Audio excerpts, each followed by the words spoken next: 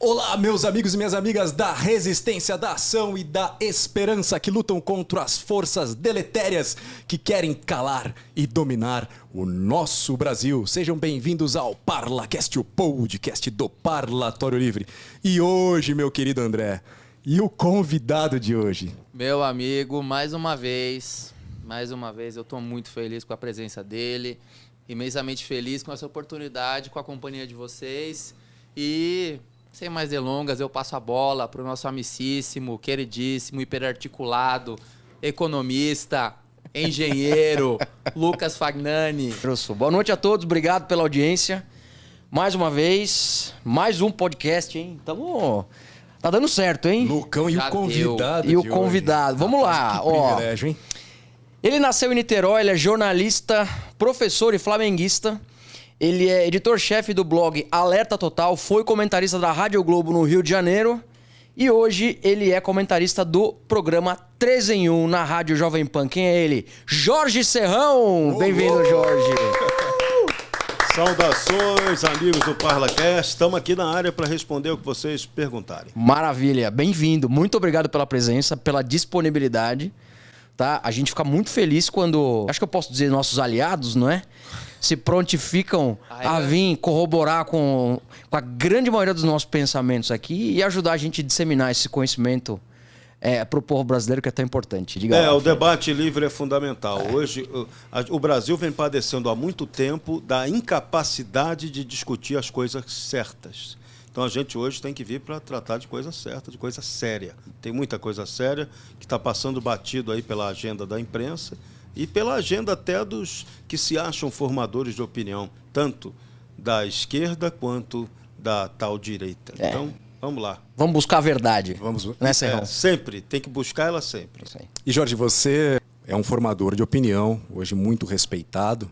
Eu sei porque muitos dos que eu conheço também têm o privilégio de poder ouvir uma rádio como a Jovem Pan, né, que teve a coragem. Né? A gente sabe que há uma censura hoje, uma escalada do autoritarismo, mas os diretores da Jovem Pan, o Tutinha, ele teve a coragem de trazer comentaristas, jornalistas, editores, que conseguiram fazer um contraponto à grande mídia. Sim. Né? E como despertou, como você teve aquele clique e falou assim, puxa vida, eu quero trabalhar com comunicação, eu quero me especializar em política. De onde nasceu isso? Desde criança, eu já tinha uns 14 anos de idade, eu botei na minha cabeça. Eu ia ser professor de literatura ou jornalista, escritor. Eu já tinha isso na minha cabeça.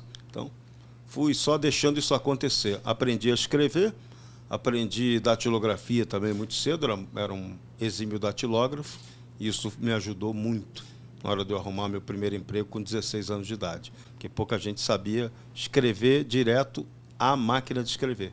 Que era 16 anos? 16 anos. Uau! Então no Rio de Janeiro, né? No Rio de Janeiro. Você veio do Rio? Eu comecei num jornalzinho de Niterói, que eu estagiava, mandava texto para lá, convivia lá com o jornalista para aprender, sentir o ambiente, e logo depois, uns 8 meses antes de entrar para a faculdade, eu resolvi bater num jornal, que me deram uma dica, fui lá no Rio de Janeiro e bati. Fui lá na rua Leandro Martins e bati na Gazeta de Notícias, um jornal de Notícias. centenário, jornal que ficou famoso, olha aí, de José do Patrocínio, 1888. Ele foi o jornal que anunciou extinta a escravidão. Uau! Então, esse foi o jornal onde eu bati. Leandro Martins, lá no centro do Rio de Janeiro. Era um jornal já totalmente decadente, todo ferrado, mas foi lá que deram os passos para a gente poder trabalhar. E ali eu comecei a aprender muita coisa com jornalistas que eram da velha formação, da antiga Última Hora, um jornal lendário também no Rio de Janeiro, que tinha a diretriz do Samuel Weiner de que o lugar de repórter é na rua. Com aquela turma da antiga eu aprendi que você tem que ser, antes de tudo, repórter.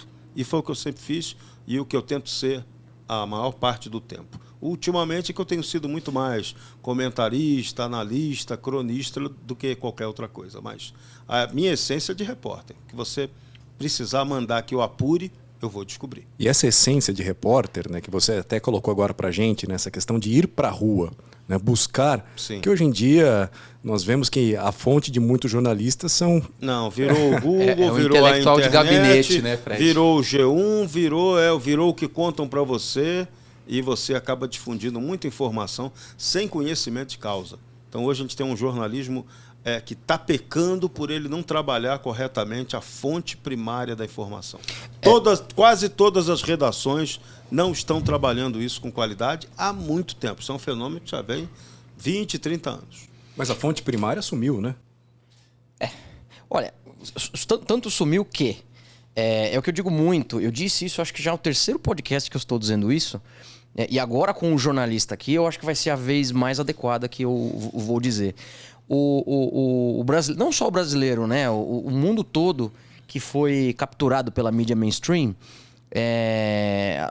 o ser humano, todo ser humano, não importa qual, alguns mais, alguns menos, mas todo ser humano tende ao ócio, não é? Tende ao mais fácil. Então... Preservação de energia. Preservação de energia, exatamente, né? Hoje em dia não precisamos mais, mas... Tanto que o genro de Karl Marx escreveu um livro, né? Que é um elogio à preguiça. É um elogio à preguiça, é verdade. Paul Lefebvre, ele escreveu, então é isso. Pois é, então... Vagabundagem vem lá de trás. Vem lá de trás e continua hoje, né? E vai muito de encontro com o que eu vou falar. As pessoas não vão atrás de informação. Não. Elas se satisfazem com a informação que chega muito facilmente até elas. Cara, você pega o controle da TV, você liga, acabou. Tá ouvindo. 9 da noite você liga lá no Jornal Nacional, que é uma fonte maravilhosa de informação, né? Fazer Isso para você que é velho, para eu que sou velho, a garotada não molecada toma o menor conhecimento. Nada. William Bonner sabe de ouvir falar, mas não dá a menor bola pro trabalho dele. Sabe porque vê no debate, né? Ou em algum meme. Né? Quem que é esse rapaz aqui, esse grisalho bonitinho aqui? Deixa eu ver quem que é. Aí descobre quem é o William Bonner, né? Mas é justamente isso. As pessoas não vão atrás de informação. Não. A informação chega muito fácil até elas. Então, mas esse é o problema. As pessoas não são obrigadas a isso. Esse mundo, essa nossa rotina de mundo é que criou essa obsessão pelo consumo excessivo de informação, quase beirando aí uma entropia. Mas quando isso acontece com o jornalista, que tem o papel de buscar informação, aí é grave.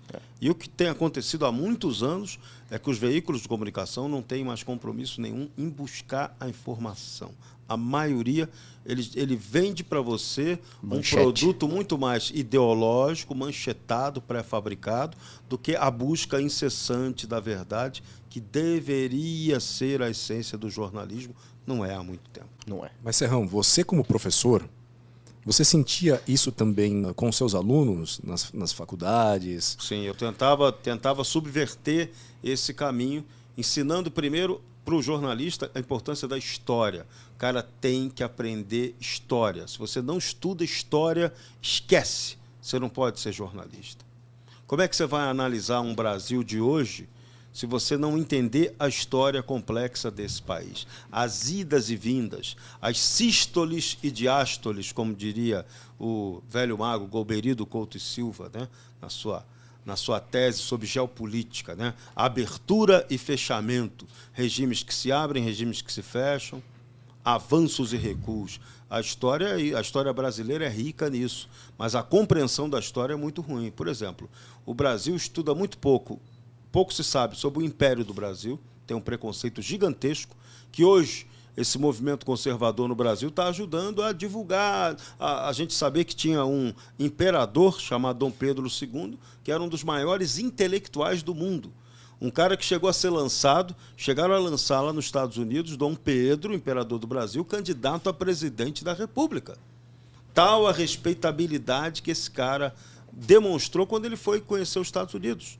Acharam que esse cara era o imperador, chamaram ele do imperador mais republicano do mundo, pela visão dele de compreender o que era a coisa pública.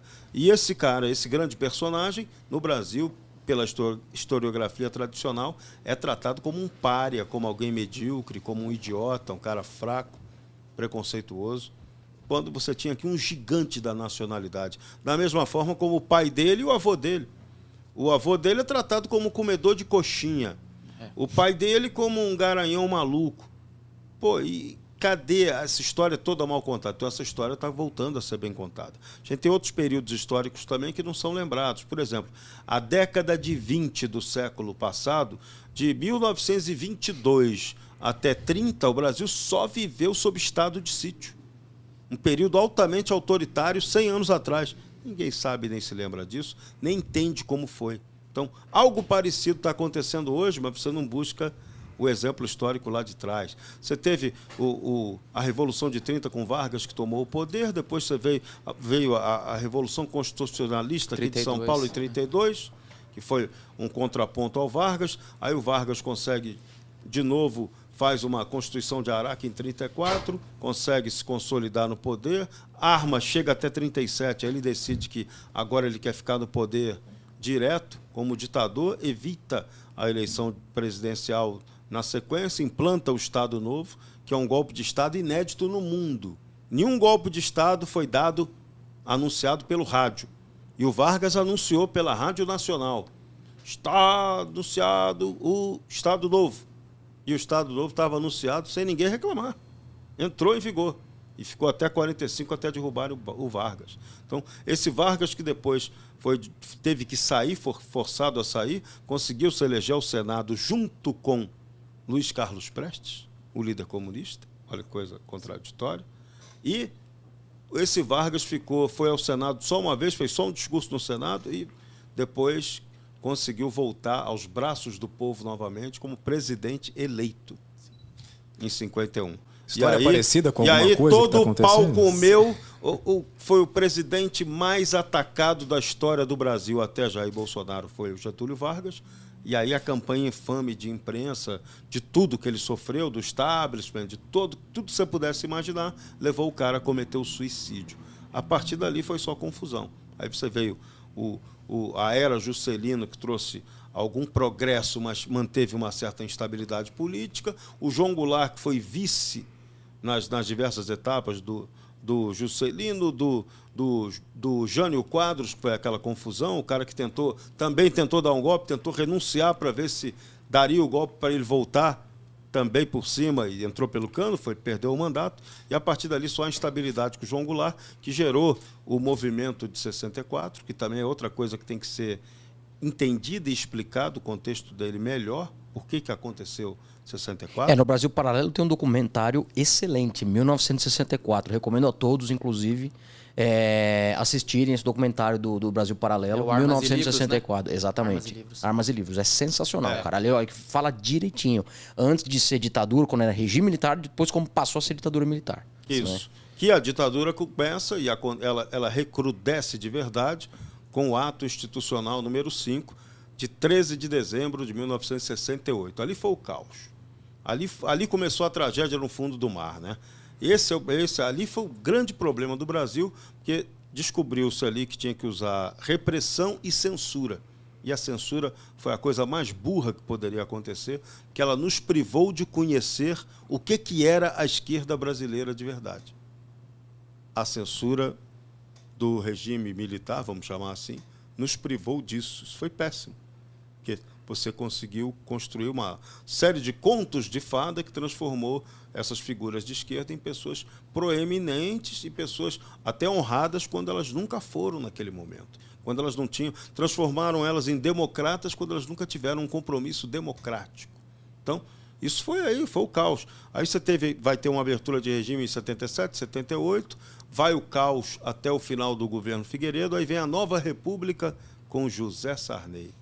Tem o movimento da Direta Já, 84, a Direta Já que não passou, elege Tancredo Neves passa mal, quem assume é o vice. Cuidado. Tancredo Neves, inclusive, foi o melhor presidente da história do Brasil. Foi. Tancredo Neves. Com certeza, porque foi aquele que não causou nenhum prejuízo. Não fez nada. Não prejudicou o Brasil. Isso aí. Tancredo Neves. Mas o vice dele foi o José Sarney, que assumiu, e até hoje a gente tem essa nova república operando. E uma nova república sempre de instabilidade. Primeiro com o caos econômico do Sarney, depois com a instabilidade da era Collor, a confusão toda da era Collor. Itamar tentou dar uma equilibrada, Fernando Henrique, Plano Real, daqui a pouco Fernando Henrique vem, depois 2 mandatos, Lula, Dilma, Temer, aí a gente chega a Jair Bolsonaro, que foi a eleição mais surpreendente de todas. Foi a zebra, a eleição que o establishment não aceitou desde o começo. Teve que engolir o Jair Bolsonaro e agora está engolindo o Jair Bolsonaro.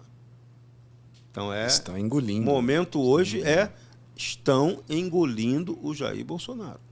Vamos ver se eles vão digerir o cara ou se o cara vai demonstrar resiliência, como sempre demonstrou, para poder prosseguir com sua vida pública, com sua vida política. O que Bolsonaro vai fazer a partir de agora? Essa é a grande incógnita.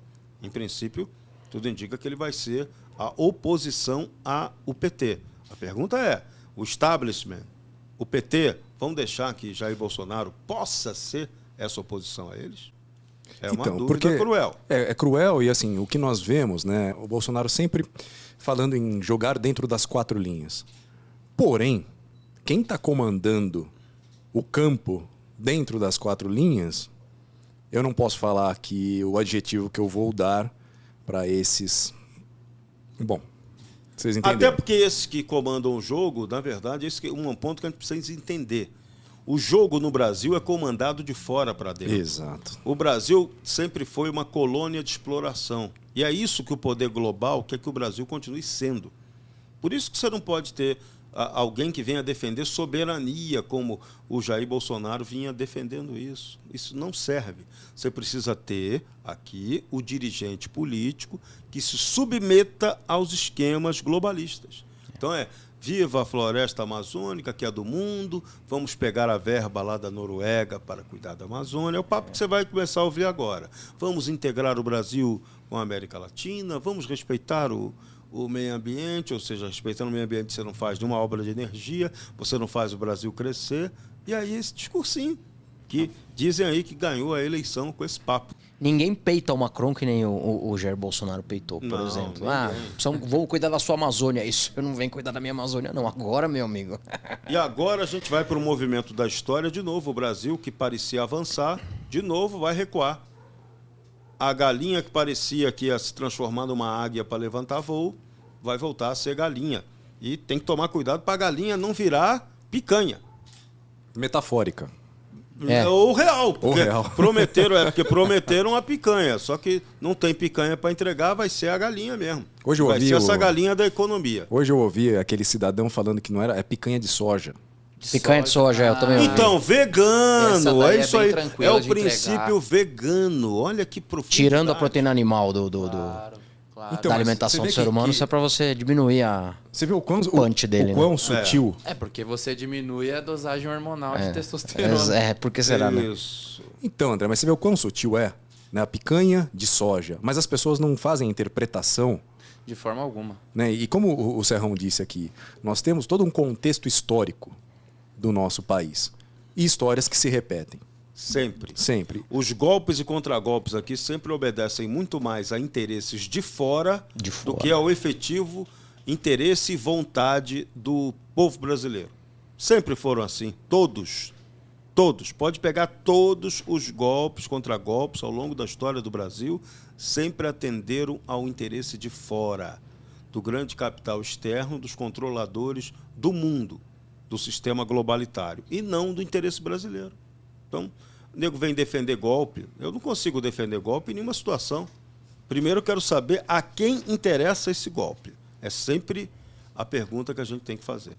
E Quem tá patrocinando o golpe? E nós tivemos um grande golpe, que foi essa eleição.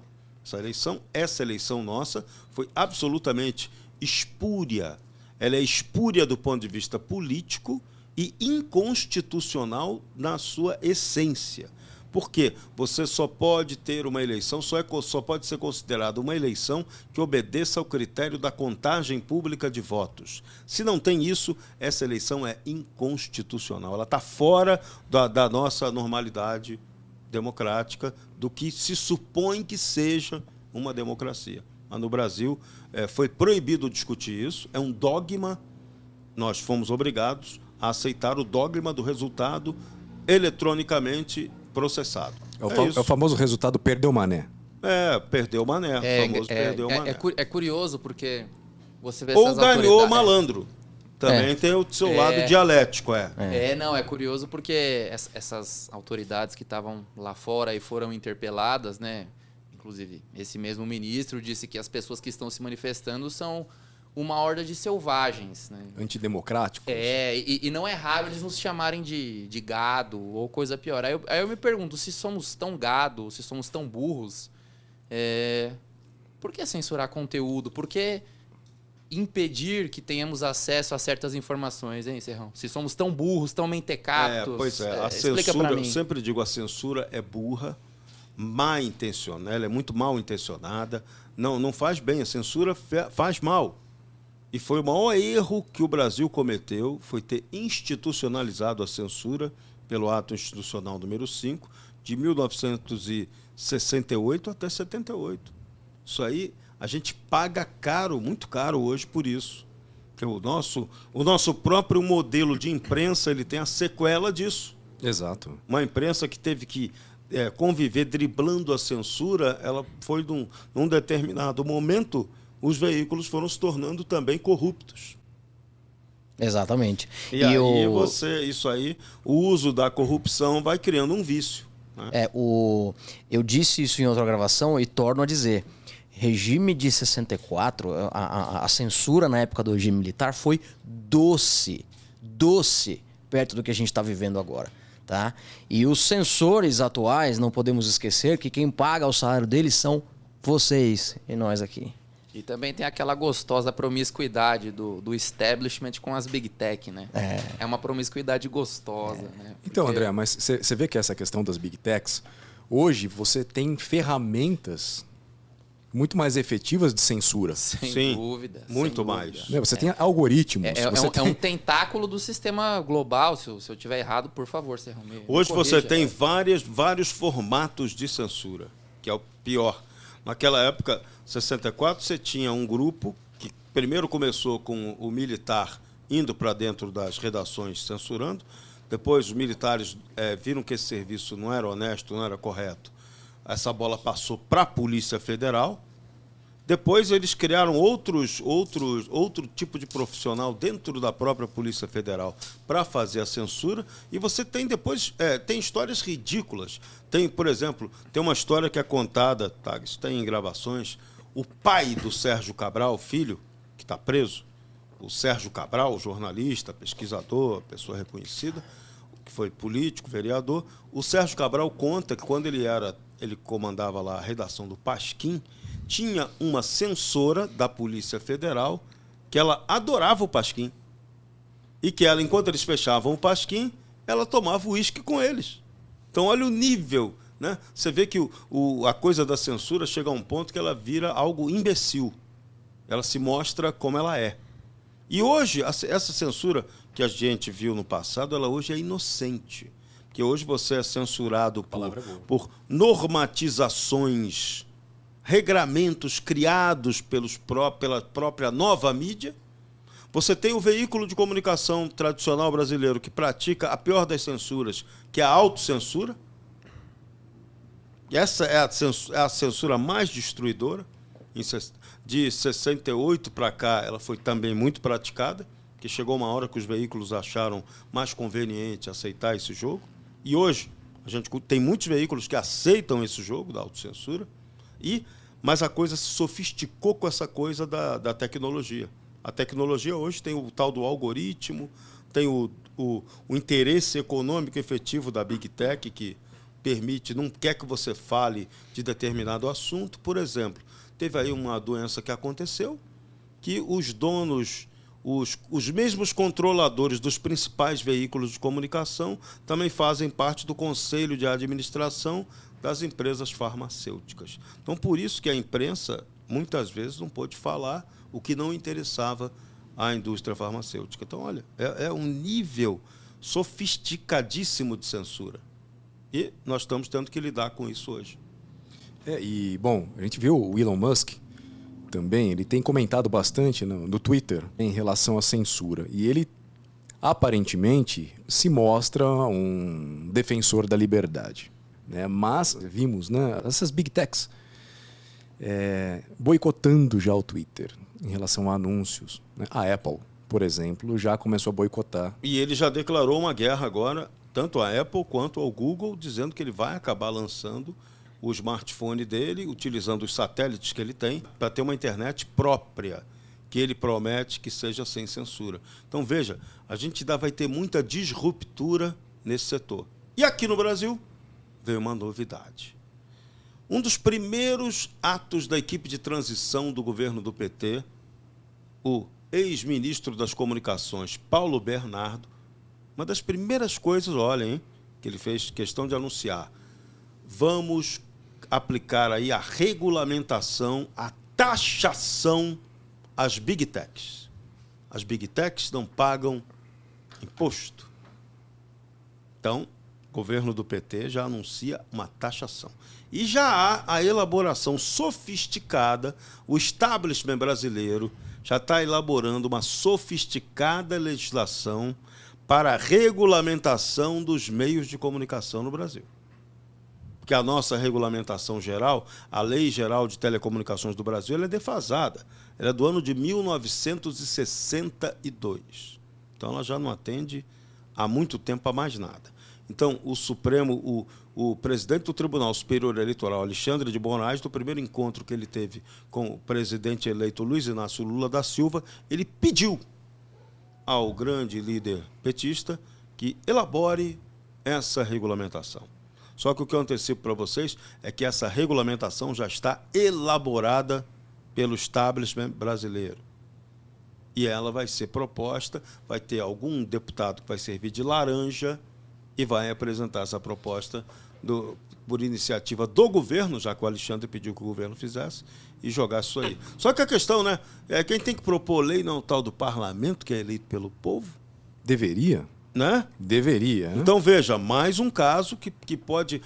o Brasil pode inovar numa regulamentação, que pode ser diferente para o resto do mundo, pode servir até de parâmetro para o resto do mundo, ou vai ser testada aqui, né? Aqui nós somos os ratinhos de laboratório, vão testar um negócio aqui, e isso depois pode ser estendido para o resto do mundo. Mas, veja, o troço é elaborado não pelo legislador, mas pelo juristocrata, pelo burocrata que vem da máquina pública para criar leis. É o Estado legislando sobre o indivíduo. Isso é, estruturalmente falando, nazi-comuno-fascismo. Isso não é democracia. Até porque o juristocrata, ele não foi eleito, ele não vai sofrer as consequências por suas atitudes. É o poder não eleito. É. E tem uma pessoa que reclama muito pelo fato do juristocrata não ser o poder eleito, ou ser o poder não eleito, que é um rapaz chamado José Dirceu de Oliveira e Silva. Vocês já devem ter ouvido falar nele. Ele reclama, ele critica, diz que a juristocracia também não tem legitimidade. Eu vi um vídeo dele falando isso. Zé Dirceu Oliveira e Silva. Então veja a gravidade da coisa. Se o PT, que foi beneficiado pela juristocracia, tem um crítico do peso do Zé Dirceu, que Lula jura, todo mundo está jurando que ele não vai ter nenhuma participação nesse governo, né? A velhinha de Taubaté acredita. Ele não vai mandar nada, Paulo Bernardo não vai mandar nada, Guido Mantega não vai mandar nada, ninguém vai mandar nada. Né? Não, e assim, se repetem histórias, né? O Serrão disse aqui sobre a questão dessas leis que já estão todas prontas, né? E tem alguém que serve então, ali esse é o problema que a gente tem que denunciar seriamente. Os parlamentos no mundo todo, e especialmente no Brasil, há muito tempo que eles obedecem a leis padronizadas que vêm de fora. O parlamentar aqui é um mero laranja. Exato. Que serve de apresentador daquela regra, o parlamento finge que tem um debate sobre aquilo e aquilo é aprovado. Mas, Serrão, agora, como é que as leis parecidas são aprovadas em vários lugares do mundo ao mesmo tempo? Mas a nossa Constituição também não veio desse jeito? A nossa Constituição é isso, uma colcha de retalho. E a Constituição brasileira, que já foi emendada 112 vezes, ela tem um vício de origem muito grave. Primeiro, que ela... tem um detalhe primeiro que é bom lembrar, né? O PT votou contra essa Constituição de 88. Isso é um primeiro que não pode esquecer. Segundo, essa Constituição feita a toca de caixa em 2 anos, essa Constituição não passou por um referendo popular para aprovar cada um de seus pontos. De onde ela veio? Ela foi jogada, De onde ela veio? jogada, imposta diretamente ao povo brasileiro, que teve que engolir ali esse Frankenstein que foi montado, depois passou por 112 emendas, fora o que ela sofre de interpretações que são feitas pelo Supremo Tribunal Uma Federal. base diária. Discricionária. É. Interpretações totalmente discricionárias. Todo dia. Todo dia. E fora um Brasil que tem um regramento excessivo. A gente não sabe a quantidade real, quantas centenas de milhares ou milhões de leis nós temos em vigor. Nós não temos a conta disso. Proposital. O primeiro movimento que o Brasil tinha que ter hoje é um movimento por desregulamentação. Tem muita lei em vigor e você não sabe o que vale. Então, a primeira coisa era um enxugamento legal. Isso é que um governo decente deveria fazer. Uma das propostas do Luiz Felipe de Orleans e Bragança. Né? Isso, uma dessas propostas dele, da nova Constituição Libertadora, que ele também se propõe a discutir, mas que eu estou vendo que agora, eu conversei com o Luiz isso, não tem, o Brasil hoje, no momento atual, não tem maturidade para discutir aquela proposta tão avançada que ele e um grupo de juristas, pensadores formularam. Um negócio genial, muito bem elaborado. Eu tive a honra de participar do congresso que apresentou essa nova Constituição, a Libertadora, mas aquilo está muito na frente da capacidade atual de discussão do brasileiro que mergulhou no Fla-Flu. Está mergulhado nessa discussão, em discussões inúteis. E vejam, o mais recente crítico agora das redes sociais, que anunciou que está sendo preparada aí uma regulamentação contra as redes sociais, é ninguém menos que o ministro José Dias Toffoli. Ele deu uma entrevista recente à Jovem Pan, no interior do estado, a uma das rádios da Jovem Pan em Marília, que é a cidade natal dele, e lá ele chamou a atenção que está sendo elaborada essa legislação e criticou esse Fla-Flu, esse tipo de conflito ideológico, essa oposição entre as pessoas. O Toffoli lembrou até um detalhe que até vale para reflexão, que as Big Techs têm interesse nessa guerra, que elas ganham dinheiro com essa fabricação do ódio. Só que qual é o problema? Ele, como juristocrata, ele quer trazer a solução jurídica para punir o que ele considera ódio. Mas eles fazem um revezamento entre esses ministros para avançar determinados tópicos de uma agenda. Mas eles têm uma matriz. Já deu para entender sim, que no Brasil sim. A matriz do pensamento juristocrático vem de dentro da própria estrutura governamental. É a Advocacia Geral da União. E quem trabalha naquele entorno, né? Tanto que nós temos 3 ministros do Supremo que vieram da Advocacia Geral da União. O Gilmar Mendes, José Dias Toffoli e, mais recentemente, André Mendonça. Então, ou seja, se repete um padrão. Se repete um padrão. O Estado brasileiro, isso aí pode até pedir música no Fantástico já, 3-0. 3-0 para a AGU. Então, você tem... Mas isso é o quê? É o estamento burocrático é quem dita as regras. E o Legislativo não cumpre o seu papel. Já se absteve de cumprir o seu papel há muito tempo. Porque ele, pior do que acovardado, ele opera de maneira viciada. Porque as leis que são aprovadas ali vêm de fora. Você não sabe legitimamente quem elaborou aquela lei. Um deputado aparece de laranja como autor da lei, mas a gente sabe que aquela mesma lei tem em vários países iguais. Exato. E tem uma questão também... Então, se a gente não entende o fenômeno da globalização, do globalismo ou o sistema globalitário, se você não entende isso, você não entende quem ganhou a eleição. Quem ganhou a eleição no Brasil foi o sistema globalitário.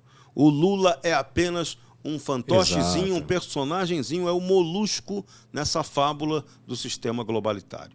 Foi reabilitado para voltar à disputa e preparado pelo sistema para ganhar a eleição. E ganhou. E derrotou o cara que era o anti-establishment, que era o Jair Bolsonaro, que errou, também levou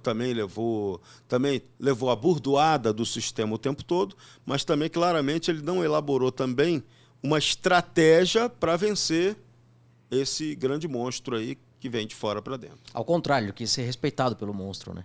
Esse, na minha opinião, não sou ninguém, mas ele quis ser respeitado pela esquerda, pelo establishment. E aí pela ilusão, que é a ilusão. É uma ilusão, então, exatamente. o próprio papo de... O sistema acusava ele de golpista o tempo todo. Golpista, fascista, o diabo 4. E aí o discurso que ele usava? Então vamos jogar dentro das 4 linhas da Constituição. Bonito. Agora, o que está dentro, qual é a grama dentro dessas 4 linhas?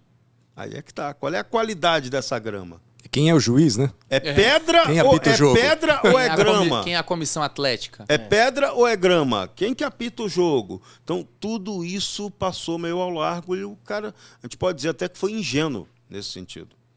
E esse silêncio do presidente... Bom, por algum tempo as pessoas entenderam que era um grito. Esse silêncio acabava sendo um grito. Mas estamos entrando em dezembro. Uma antecipação, ele vai ser diplomado, é isso? Dia 12? Não, Lula pediu antecipação da diplomação para o dia 12 de dezembro. E o presidente do Tribunal Superior Eleitoral, Alexandre de Moraes, está doido para fazer isso. Que a data máxima para a diplomação seria 19 de dezembro. O quanto antes fizer, mais feliz fica o establishment, né? Já resolve o problema, já vai diminuindo a possibilidade de qualquer outra reação diferente, popular ou de outro tipo, a impedir que Lula tome posse. É isso que eu ia perguntar. Não soa como medo essa solicitação de antecipação? Olha, é medo. Medo, a gente pode falar assim, medo pode parecer um pouco exagerado falar que é medo, mas os caras não estão seguros. Eles sabem que o processo político que os levou à vitória, entre aspas... Não é legítimo. Não é legítimo. E que o povo entendeu isso. Vamos fazer a conta aqui, básica. 96 milhões não votaram no Lula. 60 milhões votaram, mas 96 não. 58 votaram no Bolsonaro, 32 milhões e 200 se abstiveram de comparecer à eleição, outros 1.000 e pouco foram votos em branco, e outros 3 milhões e tanto, 1 milhão e tanto voto em branco, 3 milhões e caquerada, voto nulo. Então, veja, o cara tem aí uma oposição mínima de 96 milhões de pessoas que não estão com ele. Isso é um dado para se preocupar. Porque o povo, ainda mais o povo como está hoje, mobilizado. O povo brasileiro nunca teve tão politizado quanto hoje. Você tem um fenômeno muito curioso hoje, talvez a maior mobilização política hoje, do que nós estejamos chamando aí de conservadorismo, venha do grupo evangélico. O evangélico, antigamente, ele era mal visto, ele era o eleitor massa de manobra que botava no poder, elegia como deputados ou senadores, alguns membros que cúpulas de igrejas evangélicas indicavam. Isso mudou agora nessa última eleição. O evangélico hoje é um cara que entende o jogo, a maioria, eles são os principais ativistas hoje. E o evangélico ele tem um modelo diferente de pensar. Você pode reparar, o evangélico é sempre o cara que trabalha, é o cara que tem a família em ordem, é o cara que defende os valores conservadores, ele parte lá do estudo, do conhecimento que ele faz da Bíblia. Então, isso criou um movimento totalmente diferente. E tem uma oposição política clara da própria Igreja Católica no Brasil, que não entendeu ainda o papel dela, qual deve ser o papel histórico sério dela. Ela, no primeiro momento, ela ficou presa àqueles valores do passado que fizeram ela sofrer sua decadência e perder o rebanho para o evangélico. Uma outra parte foi para a tal teologia da libertação, para fazer militância política.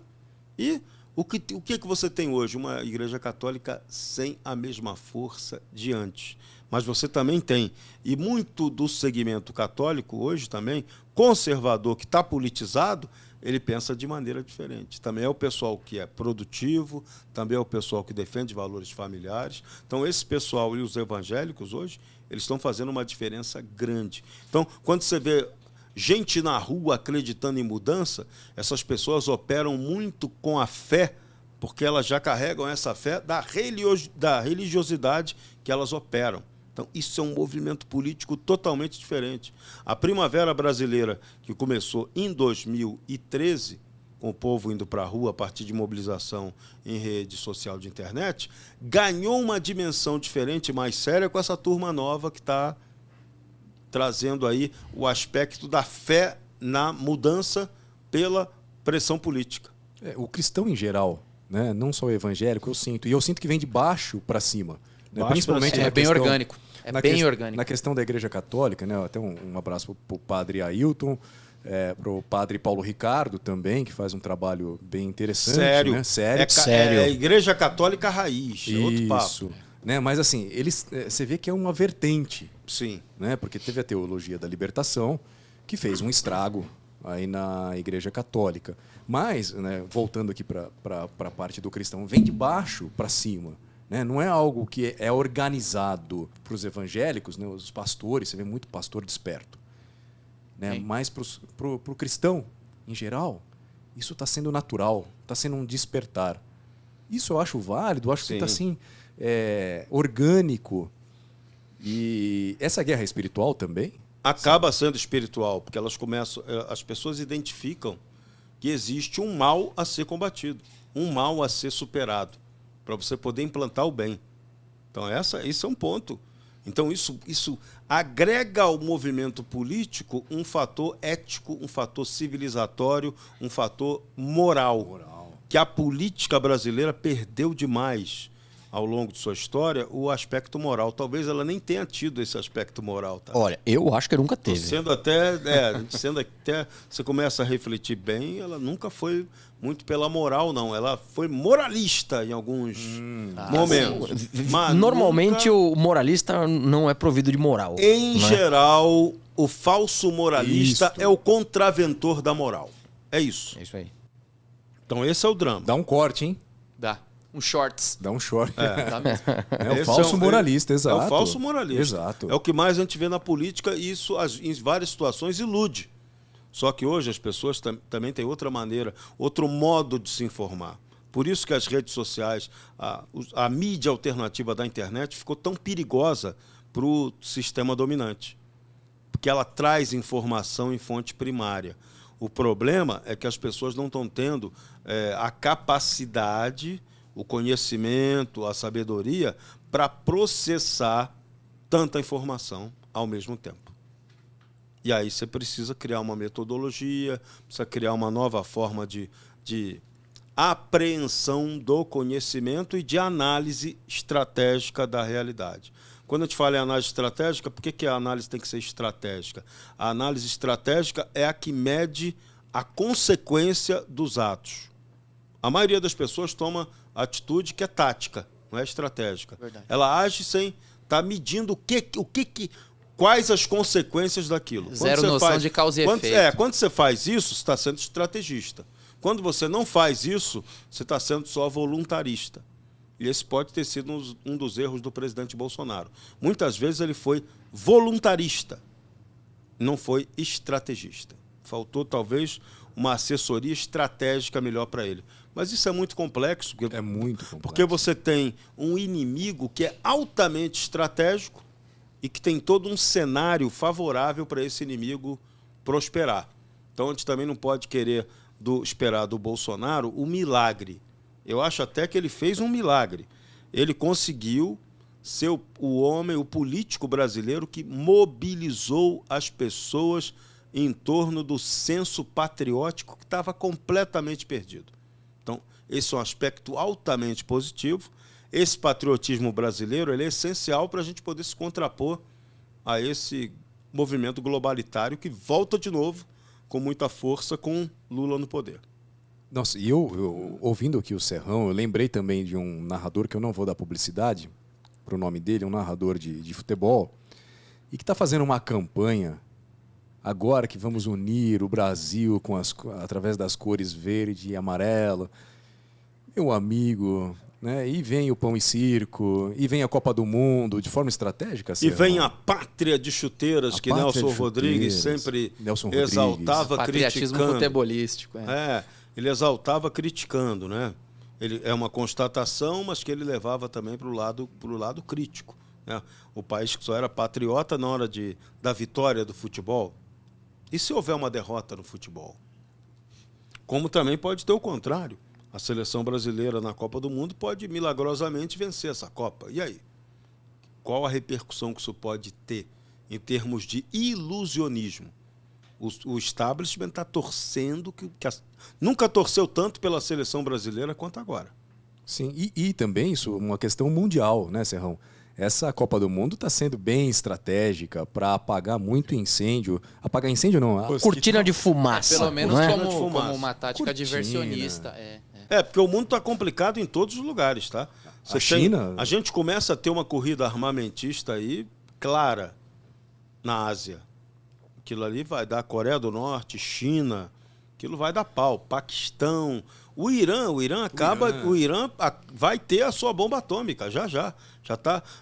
Quando o Irã, se eles lá admitem que já tem enriquecimento de urânio na escala de 60%, porra, é porque o cara já tem a bomba atômica, entendeu? É isso. Então, olha o que isso causa de tremor em Israel, Paquistão, Índia. A confusão é total. Esse próprio conflito da Ucrânia que se prolonga com a Rússia, a mesma coisa.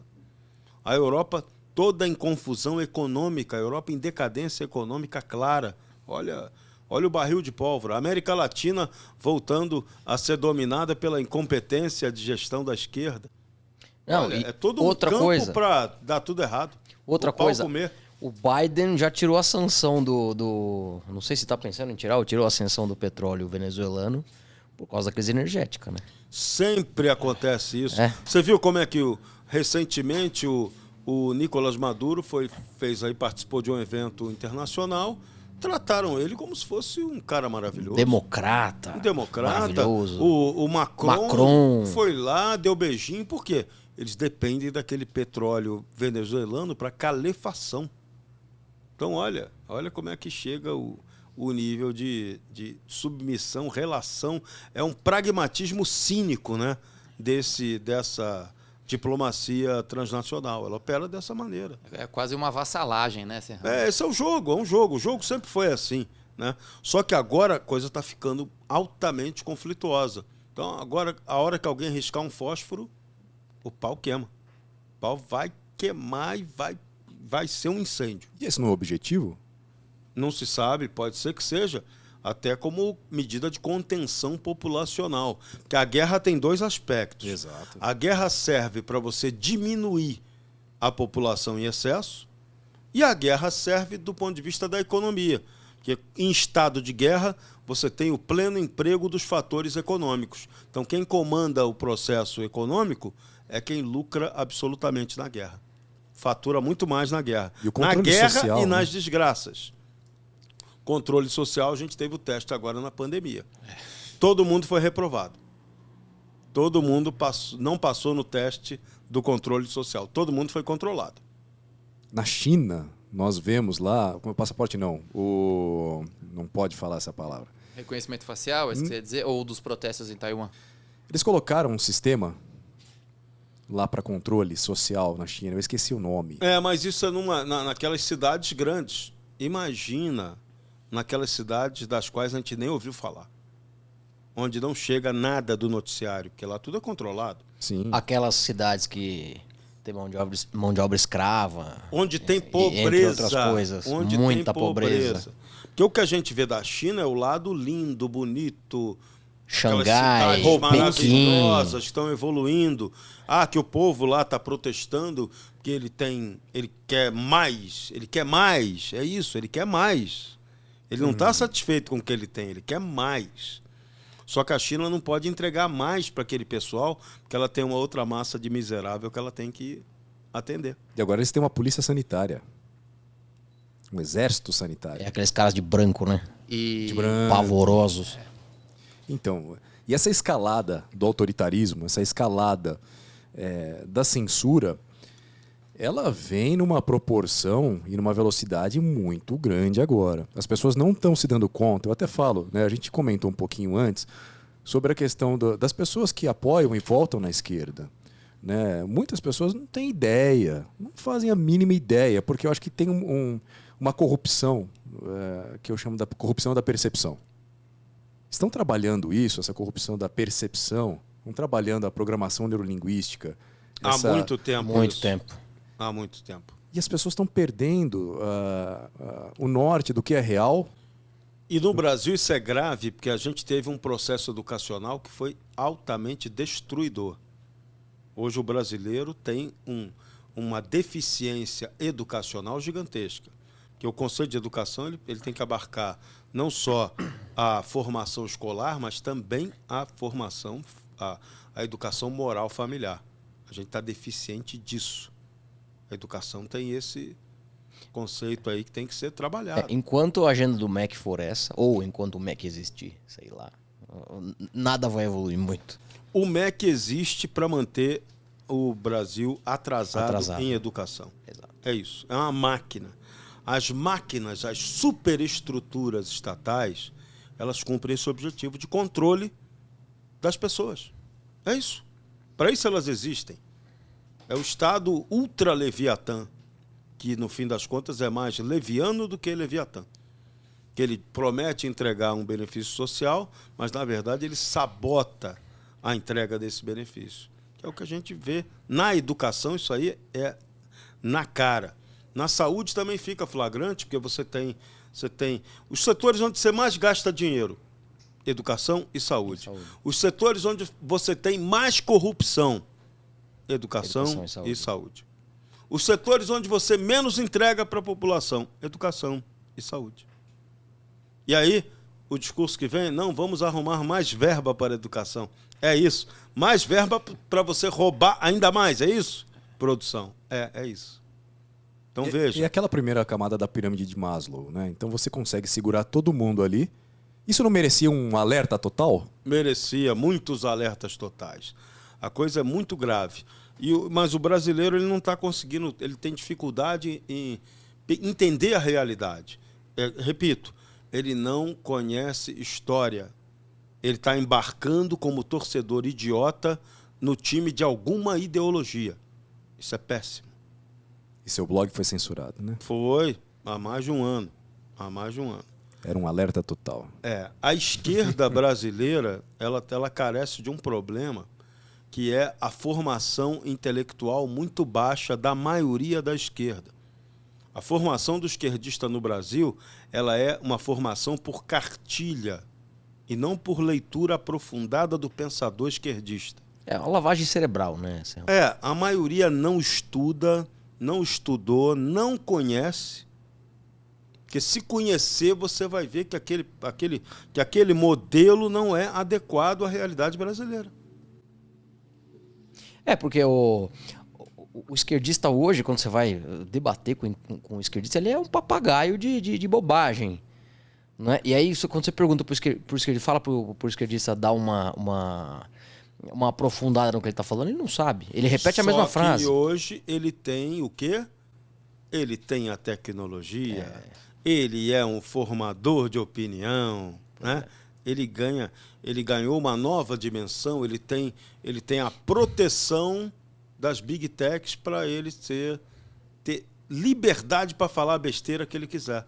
Ao contrário que o conservador é lacrado pela big tech, não tem o mesmo espaço de liberdade que o tal ideólogo de esquerda tem. Então, é uma competição desigual entre o idiota incompetente e mal intencionado com aquele que quer tentar levar conhecimento, tentar promover uma reflexão. Então, esse é o drama. E o mundo acadêmico, que poderia contribuir para melhorar isso, ele é totalmente dominado pelo pensamento equivocado. É verdade. Que é uma esquerda tacanha. Porque se fosse uma esquerda aprofundada, o esquerda aprofundada ele vai concluir que aquilo não serve. E olha que interessante, Serrão, você como professor de faculdade, né? Eu sou formado em comunicação também. A matéria onde mais as pessoas iam mal em comunicação era semiótica. Semiótica. Ou seja, e teoria da comunicação. Então, assim, que ninguém estudava aquilo. Semântica, muito chato semiótica, estudar. Né? Significado, significante, a questão dos do signos. signo linguístico, né? Triângulo Ou seja, de Peirce. Eu acho que ali, hoje... O entendimento dos símbolos. Né? Hoje Que é a eu essência da percebo comunicação, isso. Depois de décadas, eu percebo, olhando para trás, o pessoal ia mal ali. Hoje eu entendo. Eu até... E a faculdade de comunicação, ela tem um defeito sério. Ela é uma faculdade em que você passa por ela praticamente sem ler, sem estudar nada de maneira aprofundada. Esse é o maior pecado da faculdade de comunicação. E quando ela vai formar o jornalista, pior ainda, porque ela sequer dá ao jornalista o aparato teórico que o jornalismo necessita. Jornalismo é uma profissão muito chata, porque você é um especialista em generalidade. Mas como é que você vai ser um especialista em generalidade? Você é obrigado a estudar muita coisa. E haja tempo, haja dinheiro, haja dedicação, haja metodologia para estudar as coisas. Então, você acaba sendo uma exceção. Eu, graças a Deus, eu tenho uma gigantesca biblioteca na minha casa e, ao longo da minha carreira e da minha vida, estudei muito. Estudei muito. Inclusive porque, isso eu contei no Pânico, uma vez, a minha mãe era comunista e a minha mãe fazia ler. Eu conheci a esquerda no começo. A visão romântica da minha mãe me ajudou a compreender o quanto aquela esquerda não ia funcionar, não funcionava. Minha mãe era uma comunista crítica da União Soviética. Ela dizia, aquilo ali não presta. E a gente não tem aqui no Brasil um comunismo brasileiro, nunca tivemos. E, curiosamente, o Partido Comunista do Brasil foi fundado lá em Niterói, há 100 anos. O PC ou o PCdoB? PCB. PCB, né? O PCdoB é uma corruptela do Partido Comunista Brasileiro, que vem da década de 60. É mais novo. Mas eles comemoraram agora 100 anos também. Eles entraram a fusão, né? Eles pegaram o passado e fundiram, aí eles também comemoram 100 anos. Tudo é estelionato. Como todo esquerdista, né? Sem verdade nenhuma. E aqui no Brasil não tem comunista. Aqui tem capimunista. Aqui tem o cara que quer mamar na teta do Estado para fazer a pregação ideológica. Então é o capimunista, o cara que quer ter a vantagem capitalista dentro do que ele acha ser o conjunto comunista não é o modelo chinês? Não. O modelo chinês é um modelo autoritário de ocupação do Estado. Lá o capitalismo tem muito mais um sentido de capitalismo de Estado do que o daqui.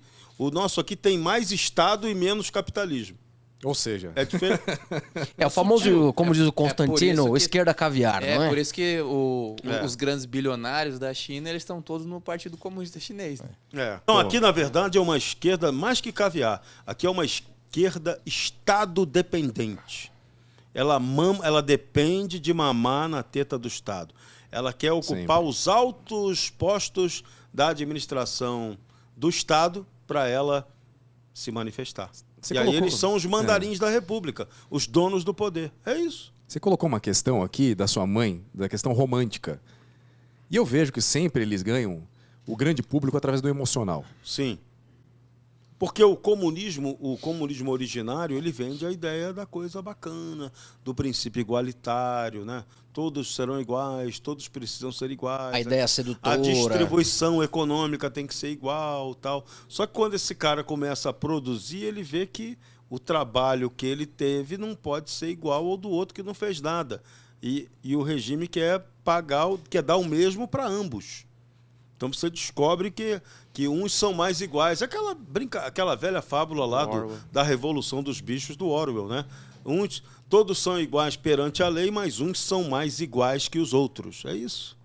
E hoje, hein, André? Nossa. Tem alguma correlação com os dias atuais? Eu me esforço para criar um paralelo aqui. Não, é incrível, né? É curioso ele mencionar a mãe dele como uma crítica ao regime soviético e ele ser um jornalista. Eu me lembrei aqui, se ele puder repercutir, o relato do jornalista Garrett Jones, que foi o sujeito que denunciou Holodomor. E quando ele chegou ali na União Soviética, ele tinha sujeitos ali vencedores do prêmio Pulitzer E eles falavam bem do milagre econômico da União Soviética. Tem alguma Eram relação? pagos para falar bem. Aí. A propaganda comunista internacional ela sempre foi muito forte. O comunismo no Brasil, ele é uma ideologia totalmente de fora para dentro, é totalmente artificial. A maneira como eles fabricaram o Luiz Carlos Prestes tem que ser estudada a sério, né?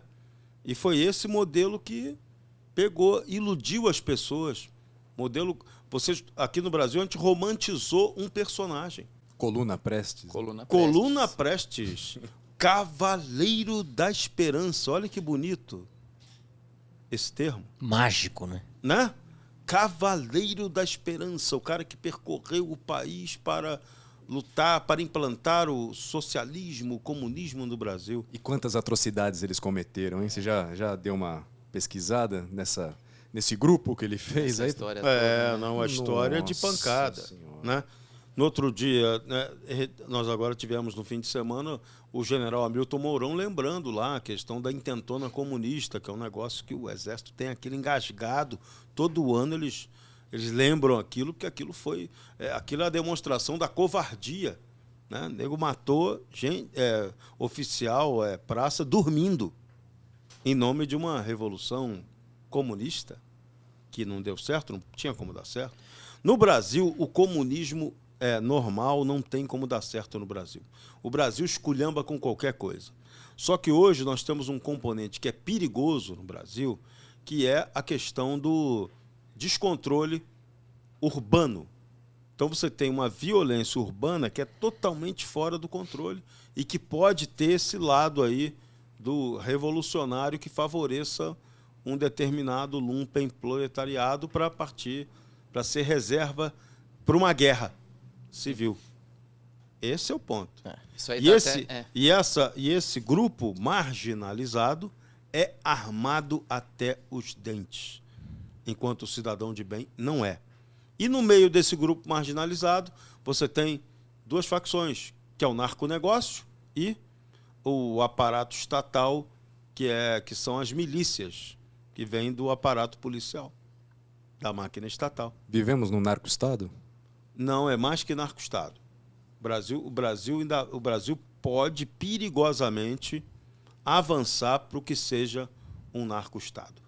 O trabalho que o Jair Bolsonaro fez no governo dele com a Polícia Rodoviária Federal, principalmente a Polícia Rodoviária Federal, que teve o apoio do governo americano, eles barraram demais a ascensão do narconegócio. Tanto que, qual é o primeiro órgão que vai ser o primeiro a sofrer o cerol da nova gestão que vem aí? A Polícia Rodoviária Federal. Nossa, eu vi um dos indicados lá. Preparado. Bacana. O pessoal da Polícia Rodoviária vai adorar. Muito bom. Os americanos que apoiam a Polícia Rodoviária vão achar lindo. Deslumbrante. Ô, Serrão, mudando um pouquinho de assunto aqui, mas não mudando. Que eu tava na cabeça, eu falei no começo, tava na cabeça que você era advogado. Por força dessa carreira, eu tive que estudar muito direito. Ainda sou obrigado a estudar muito direito. Eu fiz uma pós-graduação em administração pública, que eu me preparei para ser um burocrata. Então, eu sou obrigado a estudar direito. Então, tem muita gente que fala isso. Ah, você é advogado? Não, jamais. Jamais teria saco de entrar numa escola de direito. Acho chato. Mas eu sou obrigado a estudar o direito. Mas é por isso, talvez Só não faria uma faculdade de direito. Nem vestiria uma toga, nem queria ser promotor, nada disso. Não, Deus o livre. Mas estudou na escola. Não, Deus livre a juristocracia, imagina. Mas, Lucão, ele estudou na Escola Superior de Guerra. Estudei lá no tempo em que o brigadeiro Sérgio Xavier Ferola abriu espaço para que civis, jornalistas pudessem estudar lá, fazer cursos lá dentro. E eu fiz curso de extensão com monografia. Eu tenho monografia. Não é só bobeira, não. Tenho monografia, tenho diploma, tem tudo bonitinho. ESG, 92. E outrora tinha 92, uma outra conotação, né? Tinha, porque a Escola Superior de Guerra ela era a guardiã da tal Doutrina de Segurança Nacional, que foi exterminada agora, recentemente, com a promulgação da nova lei do tal Estado Democrático de de Direito. Isso foi o maior desastre para o Brasil. Se o parlamento brasileiro produziu uma porcaria, foi essa. O maior erro, e eu digo, eu critico aí, em parte, o governo Jair Bolsonaro, eu critiquei, porque permitiu que isso acontecesse. Porque nenhum país pode prescindir de uma lei de segurança nacional. Qual era o problema da nossa lei de segurança nacional? Ela estava completamente defasada para a realidade. É isso.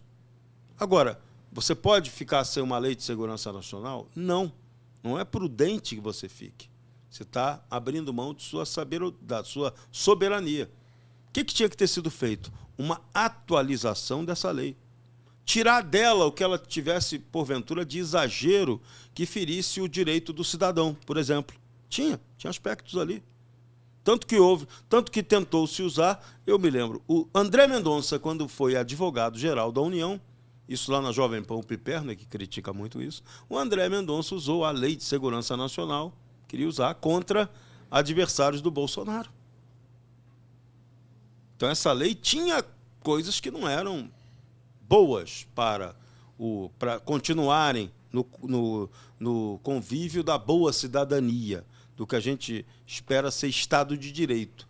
Agora, acabar com ela, trocar por nada, trocar por uma lei estúpida que é essa do Estado Democrático de Direito, e que vai ser usada, essa lei agora, do Estado Democrático de Direito, vai ser usada para perseguir os conservadores. Ninguém está se ligando nisso. Vamos estudar essa lei, porque ela tem aspectos ali complicados. Mas ela também, por seu turno, tem saídas para você utilizar para lutar pela liberdade, por incrível que pareça. Ela tem garantias ali sobre liberdade de expressão. Mas vamos lá, como é que você vai falar de liberdade de expressão num país em que a autoridade eleitoral e o Supremo Tribunal Federal afrontaram o artigo 53 da Constituição? E os parlamentares aceitaram isso. Eles abriram mão da sua liberdade parlamentar quando permitiram que o Daniel Silveira fosse processado. Parlamento. Hoje eles se arrependem. Hoje eles têm lá site censurado, está uma esculhambação do ponto de vista legal. A Constituição brasileira, o artigo 53 está rasgado, foi rasgado, e o parlamento, tanto o seu Rodrigo Pacheco quanto o presidente da Câmara, Arthur Lira, que agora quer ser candidato à reeleição, nada fizeram para impedir isso. Isso é de uma gravidade institucional gigante. Só isso aí já configuraria uma ruptura institucional. Você desrespeitou o poder eleito, a soberania do poder eleito pelo povo. Isso é ruptura institucional. Serrão, que providência foi tomada? Quem pode olhar por nós? Chapolin Colorado. Maior herói da América. Só chamando o Chapolin Colorado. Outro não vai. Ô Serrão, a gente falou dos generais aí, inclusive queria retomar o que o Figueiredo falou ali no Pingos nos Is, que dos 14 generais, 3 generais eram melancias, e se você acha que depois dessa carta dos oficiais da reserva, porque os generais do comando não podem expressar opinião, mas os oficiais da reserva fizeram uma carta expressando a opinião deles. Isso, legítima, beleza, eles podem. O que você acha que vai dar de resultado disso? E você consegue falar alguma coisa desses generais aí, desses 3 aí que o Figueiredo mencionou? O Exército Brasileiro ele tem uma formação muito sólida. Você falar que pode ter ali um general melancia ou não, pode ter, por que não? Você pode ter o general petista. A gente vai ter aí um general, que é o general Gonçalves Dias, que já está lá na equipe de transição do presidente Lula, que deve ser. Ele foi o chefe da segurança do presidente Lula no governo Lula, foi o chefe da segurança do Lula durante essa campanha eleitoral, tem tudo para ser o chefe do gabinete de segurança institucional. Agora, ele apoia o Lula, apoia o PT. Isso transforma ele no cara melancia, aí cada um que julgue o que é um melancia ou não. A formação originária do oficial brasileiro dificilmente permite que ele se torne alguém de esquerda. Agora, as pessoas têm ambições. Você vai poder condenar o general Tomás, por exemplo, comandante militar agora do Sudeste, por ele querer ser comandante do Exército? É uma ambição que a pessoa pode ter, o direito dele. Um daqueles 3 generais ou algum outro dos 14 que estão ali quererem ser o comandante do Exército, você vai poder tirar deles esse direito? Os caras têm uma carreira, 40 anos de carreira. O cara não pode ser o comandante da força? Ah, mas é o que o Lula vai ser com o Lula presidente.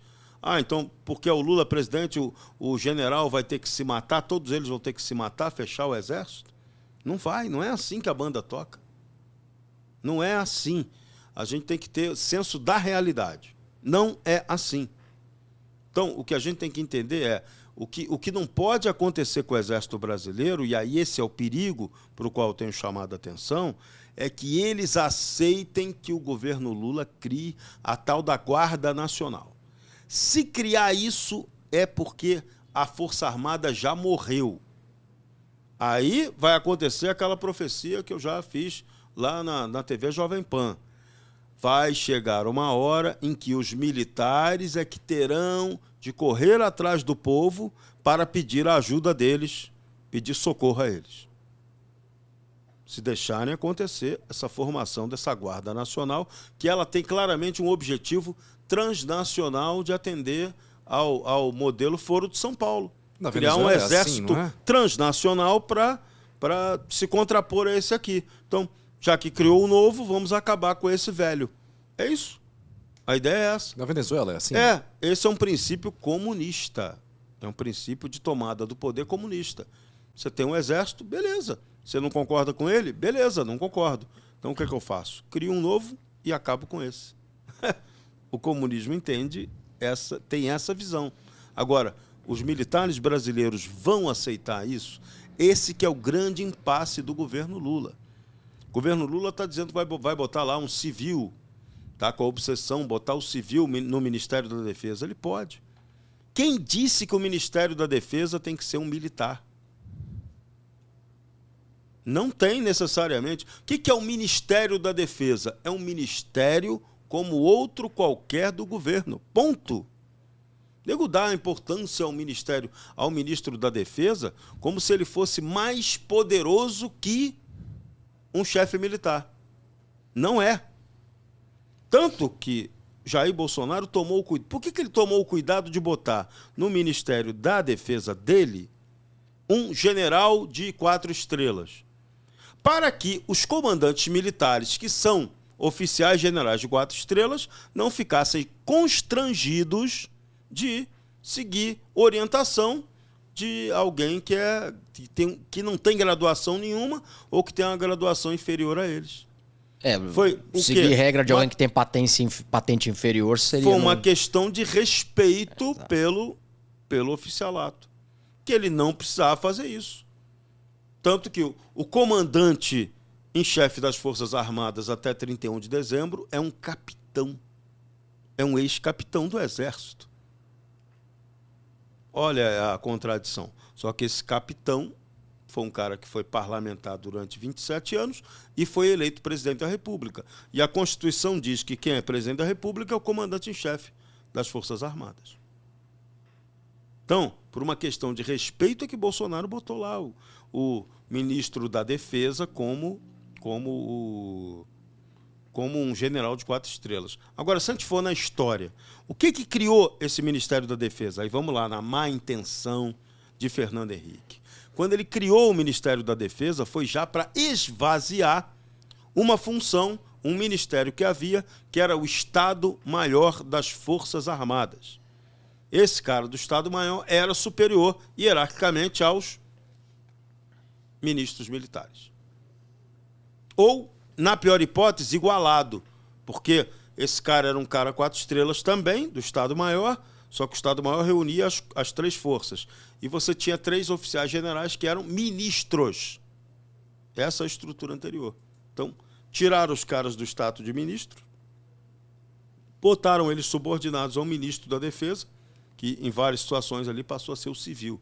Então, qual foi a intenção? Humilhar o militar. É isso. Os militares foram humilhados. Aceitaram esse jogo. Tinham que aceitar, não tinha como dizer o contrário. Com Bolsonaro, eles voltaram a ter prestígio com um oficial de 4 estrelas, recém-saído da... Ele teve que sair da ativa, mas recém-saído da ativa para assumir o Ministério da Defesa. E agora, para os militares, o que vamos ter é um retrocesso. Eles vão ter que obedecer a um político. Por melhor que seja o político, é um político de novo. Já tiveram a humilhação de, no governo Dilma Rousseff, obedecer ao cara que vinha egresso do Partido Comunista do Brasil. O militar formado no pensamento anticomunista teve que obedecer ao Partido Comunista. Então, essa questão do militar melancia, ela é relativa, a gente tem que encarar com todo cuidado, muito cuidado essa questão.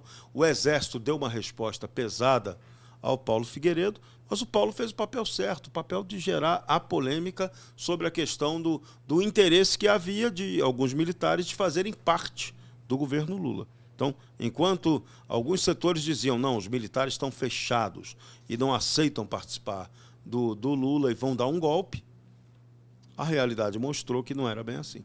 É isso, só isso.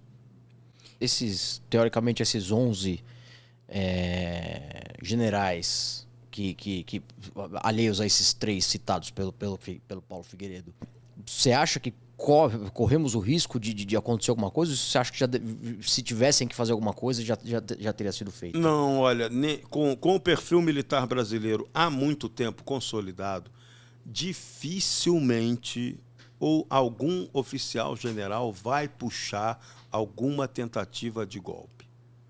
Se algum militar brasileiro resolvesse dar um golpe, isso seria dado por um coronel ou por um major. Não viria de general. Com certeza. Não viria de general da ativa. Ou se alguém da reserva se achasse aí, um Rambo e imbuído aí das forças patrióticas, partisse para o pau, para uma guerra civil, ok, isso podia acontecer. Mas do oficial, Força Armada, chance zero de golpe. Zero. Eles têm uma... É aquele negócio do gato escaldado que tem medo de água fria. Os militares passaram pela experiência traumática que foi o pós-64, que foi ter que passar o poder, a entrega do poder pelo general João Batista de Figueiredo, saindo pela garagem do Palácio do Planalto, com impopularidade, com desgaste, com xingamento de imprensa, com desmoralização pessoal. Aquilo não foi esquecido. E os militares fecharam uma estratégia de que eles, a partir daquele momento, eles agiriam de maneira profissional. Só que a história tem sempre a evolução e involução. É o ciclo que vai e o ciclo que vem. Durante muito tempo aí nós temos militares que não querem ter participação política nenhuma. Mas quem garante que você não vai ter um militar que resolva ter participação política e liderar um processo político? Aconteceu na Venezuela. O Hugo Chávez era do Jardim da Infância? Não. Era o chefe dos escoteiros? Não. Era um coronel do Exército que resolveu tomar o poder. Na primeira vez ele falhou, na segunda ele conseguiu tanta popularidade que ele conseguiu se eleger. Tomou o poder primeiro pelo voto e depois pelo sistema revolucionário bolivariano. Na Venezuela foi assim. Aqui no Brasil só não aconteceu isso porque no Brasil a esquerda não conseguiu ter José Dirceu no poder. Porque se o José Dirceu tivesse sido o sucessor do Lula, ele teria implantado facilmente um regime igual ao do Chávez. Igual. Ele ia seguir a mesma receita. Porque para fazer aquilo o cara tem que ter peito. José Dirceu talvez tivesse. Mas o resto aqui no Brasil não tem peito. Não tem peito de encarar. Você acha que a gente corre um risco iminente disso acontecer a partir de agora? Iminente não. Mas a gente pode ter uma desorganização política com Lula. Vai depender muito do que Lula e Alckmin vão fazer. Primeiro, vai depender se Lula tem saúde para aguentar ser presidente. Segundo, vai depender do quanto Lula vai conseguir negociar politicamente para suportar tanta pressão que ele vai sofrer. Terceiro, vai depender do quanto Alckmin vai ali do lado dele, vai conspirar ou não. Vai ser parceiro ou conspirador dele. Olha, O PT vai aceitar o Alckmin ou vai sabotar o Alckmin? Esse também é outro ponto. tudo indica que ambos vão se sabotar. Porque Claro. pelo que eu tenho visto aí... Não existe lealdade Não existe ali, lealdade ali nenhuma. Mas ali colocaram o Alckmin, que é alguém com saúde suficiente para substituir o Lula, que eu também duvido que ele vai estar em saúde para colocaram os dois tocar. pra poder unir o fundo. O Alckmin seria hoje o José Sarney com o Tancredo Neves. Exatamente. Que espero que não imprima dinheiro daquele jeito. Tomara que... Não congele Nem preço precisa, também. nem precisa. Mas veja, eu tô vendo algumas notícias aí de que o Alckmin tem dito abertamente que eu não compactuo com desordem fiscal, alguma coisa do tipo. Aí viu uma ou duas notícias aí Já. em relação a isso. Ou seja, falando que isso indica... retrocederia no imposto sindical também. Exato. Isso. Né? Então, isso, ao seu ver, já indica uma sabotagem de ambas as partes, aí, de presidência e vice? Não diria, por enquanto, sabotagem, mas diria que vai chegar um momento ali em que vai ter uma oposição entre ambos que é inviável, que é inconciliável. Com certeza isso vai acontecer. Porque, veja, a impressão que a gente tem desde o começo, eu fui muito criticado quando eu falei isso lá atrás. Eu disse, Lula não vai ser candidato. Eu quase cravei isso. Porque não era, o plano do establishment não era Lula candidato. Era restabelecer o direito político dele para ele destruir, confrontar o Bolsonaro para o terceira via poder chegar e entrar. O Lula ia ser aquele cavalo que prepara a égua para o outro poder chegar e Rufião. entrar. O cavalo rufião. Só que rufião foi tão rufião e a terceira via foi tão incompetente que acabou, não tem tu, vai tu mesmo, rufião. E foi o rufião Mas era que um plano ganhou. B, né? Mas o rufião tem de parceiro dele um cara do establishment. A estratégia. Opa! Então, se rufião aqui não quiser mais ser o nosso rufião, a gente troca o cavalo do jogo de xadrez. E é isso. Mas só derrubaram a Dilma porque eles não fizeram o jogo... Porque a Dilma não fez o jogo político em nenhum momento. A Dilma só caiu. Tem que falar que a Dilma foi cometeu crime. Não cometeu, vamos falar sério. Dilma não cometeu crime nenhum. Aquilo ali foi uma invenção juristocrática para quebrar a mulher. Matou ela ali, pegou uma brecha da legislação e enquadrou a mulher e vamos derrubar ela por aqui. Foi isso. Isso tecnicamente se chama golpe. Tá? Então, não vem dizer que a Dilma não foi vítima de golpe. Dilma Rousseff foi vítima de golpe, sim. Porque você só derruba presidente por golpe. O impeachment é o quê? É um golpe. Mas é um golpe feito dentro do parlamento. Dentro da regra do jogo político, do regramento político. Mas é golpe. Você tirou alguém do poder, que foi eleito para isso. Mas o establishment quis assim. Faz parte da regra criada pelo próprio establishment. Vamos lá. Outro lance do establishment. A Lava Jato. A Lava Jato foi um grande lance do establishment. Foi o PSDB que queria acabar com o PT. É isso, ninguém fala isso. Eu até acho que não é questão do PSDB que queria acabar. Eles tinham um acordo de revezamento de poder. Isso. O PT não cumpriu o acordo de revezamento de poder. Não, ele não cumpre nunca e o nenhum establishment acordo. que manda nos dois falou, então tá bom. Então a gente vai derrubar o PT para que se cumpra o acordo de revezamento de poder. Para que entrasse o Alckmin. E aí eles derrubaram o PT, apostando, tiramos o Lula, vai entrar o Alckmin. Não. Apareceu o Bolsonaro. Apareceu o Adélio, deu a facada no Bolsonaro e aquilo esculhambou a cena toda. Mas o Bolsonaro. Outra coisa, desculpa, você falou de derrubar o PT, você falou que foi um golpe, as pessoas acham que a Dilma caiu por causa das pedaladas. Ela pedalou no primeiro mandato, no próprio primeiro mandato ela já pagou as pedaladas, só que no segundo mandato ela queria mudar o superávit de 120 bilhões para déficit de 80 bilhões. Isso, o gênio Guido Mantega. Genial. Esse foi gênio com J. A tragédia com J também. Brasileira. O Mantega. Que queria voltar agora. Só não voltou porque teve um acidente aí de meio de caminho, que ele acabou condenado pelo Tribunal de Contas da União. Ele e Luciano Coutinho estão condenados. Senão essa dupla estaria aí mandando no Ministério da Economia, da Fazenda. John Maynard Keynes, que é o alma mater aí do Mantega, que Deus nos livre desses caras, Coitado, né? Do Keynes, né? Pô, é sacanagem até com o Keynes dizer isso. Até, né? Com ele. Até com ele. Os caras falam que a economia marxista não é tão ruim porque não é keynesiana. Né? Imagina. Mas voltando ao assunto da derrubada da Dilma, eles dizem que...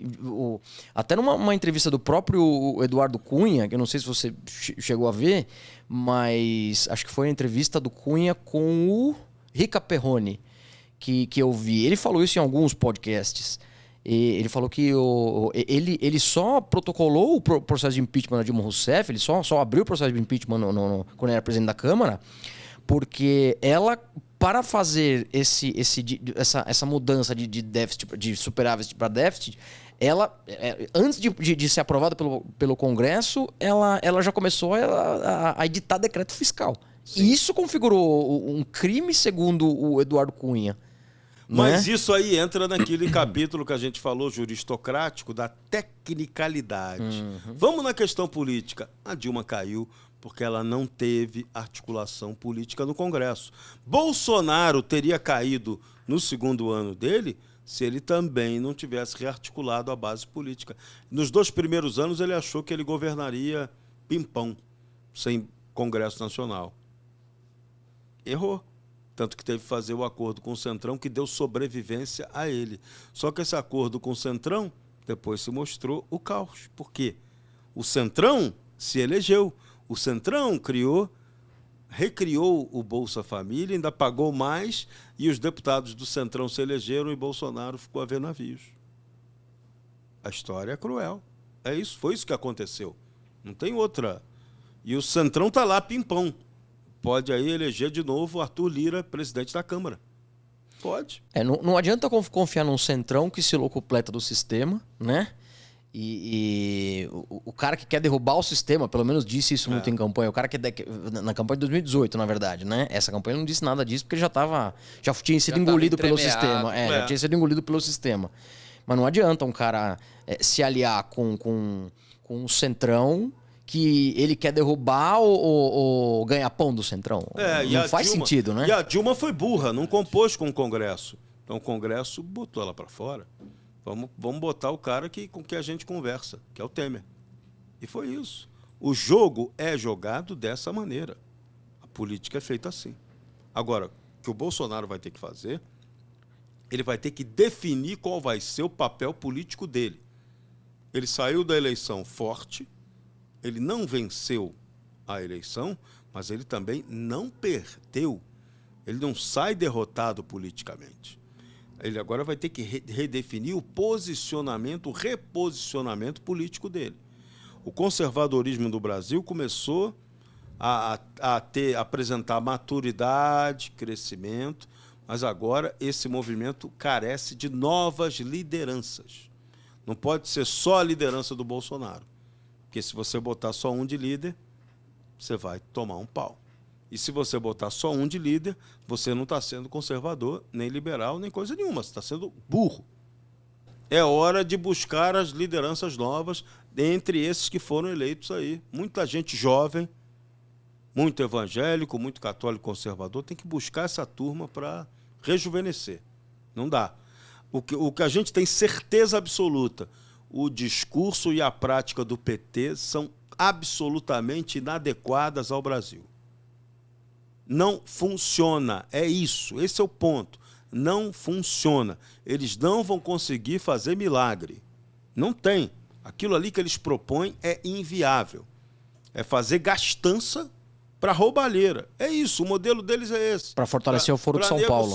E o próximo que assuma a conta, né? Não, a gente paga a conta, a sociedade que trabalha paga a conta, enquanto conseguir trabalhar. Porque se os caras bagunçarem isso aqui de um jeito, isso aqui pode virar Argentina. A Argentina esculhambaram a economia argentina. Por que não pode acontecer o mesmo aqui? Mas é proposital, a nossa né, economia, é claro, para manter isso aqui... Lembra, gente, a doutrina é o seguinte: o Brasil existe para ser uma colônia de exploração artificialmente mantida na miséria pelos poderes globalitários. Sempre foi isso. Essa vocação maldita do Brasil é que a gente ainda tem que romper. Parecia que a gente ia romper isso agora com Bolsonaro e uma reeleição dele, mas não conseguimos. Então, a transição do Brasil capimunista para o Brasil capitalista não aconteceu, foi interrompida novamente. Nós vamos ter que remar de novo para retomar isso. É inevitável. O Brasil merece ser um país capitalista civilizado. Merece, pô. Tem potencial para isso, tem condição material para isso. Agora, tem que melhorar a qualidade de vida do povo, tem que melhorar a qualidade intelectual desse povo. Porque, veja, a gente está aqui falando, a gente especulou, a fraude eleitoral, o sistema, mas vamos lá. 60 milhões, se não foram 60, foram milhões que votaram no PT. Se você teve dezenas de milhões que votaram no PT, tem algum problema acontecendo com a cabeça do brasileiro. Quem não viu a falência produzida por esse modelo partidário, por aquele modelo econômico equivocado? Então não tem desculpa. O brasileiro, a gente não pode passar a mão na cabeça da maioria do brasileiro. É grande a quantidade de idiotas, eu vou chamá-los assim, permitam-me carinhosamente chamá-los de idiotas, que votaram no PT. Por favor. Né? Eu pensei coisas muito piores para chamá-los. Mas é o título do livro do Olavo, né? Exatamente. É isso, os imbecis coletivos, é isso aí, pô. Acontece. Então esse é o processo. Esse é o custo que a gente paga de um país que a gente não conseguiu ainda encontrar um caminho para ele. É uma vergonha. Eu pensava que o governo Jair Bolsonaro fosse fazer um trabalho sério, até esperava essa contribuição maior dos militares nesse sentido, para a elaboração de um projeto estratégico de nação. Não aconteceu isso. Quem elaborou um projeto estratégico de nação de graça que ofereceu aí para o governo implantar foram 3 institutos. O Sagres, que congrega vários militares, um instituto federalista, e teve um terceiro instituto, agora me fugiu o nome, que elaborou um projeto muito bacana que está aí. Todo mundo, quem quiser conhecer, entra lá na página do Instituto Sagres. Foi o federalista. Entra na página do Instituto Sagres e você vai encontrar lá um projeto estratégico de nação, uma proposta. Agora, por que o governo Bolsonaro não produziu isso? Por que os militares na ativa do governo Bolsonaro não ajudaram a produzir isso? Por que a Escola Superior de Guerra não produziu isso? Por que as universidades brasileiras não produziram isso? Então, o Brasil é um país que não formula um projeto de nação para ele. Como é que ele quer ser um país grande, que vai se desenvolver, que vai crescer, que vai atender a população, se ele não consegue fazer isso? Aí, como ele não consegue fazer isso, vem o Lula contando a história. Não, veja bem, que nós vamos combater a fome. Porra, você vai combater a fome como? A fome você só combate com capitalismo, com trabalho, com geração de renda, com aumento efetivo da produtividade agrária e industrial. Só assim. Não tem como combater a fome de outro jeito. E qual é o projeto do PT para isso? Nada. O PT teve a coragem dessa eleição de não nos apresentar sequer um plano de governo, para você dizer se é bom ou ruim. Eu fui processado pelo PT porque eu declarei que o PT não apresentou um programa de governo, eles botaram lá uma representação na Justiça Eleitoral dizendo que eu reclamei que o PT não apresentou um projeto de governo. Não apresentou mesmo, mas me processou na Justiça Eleitoral. É para intimidar, né, Serrão? Para encher o saco.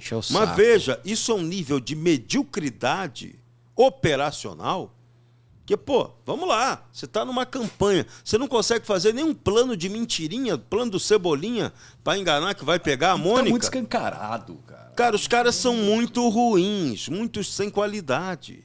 Tanto que você está vendo essa transição da transação agora. Não tem nada de efetivo. Tudo factoide. Então, a única discussão supostamente séria deles é em torno de um negócio que não, é inaceitável, que é esse orçamento fura-teto. Isso é o absurdo do absurdo.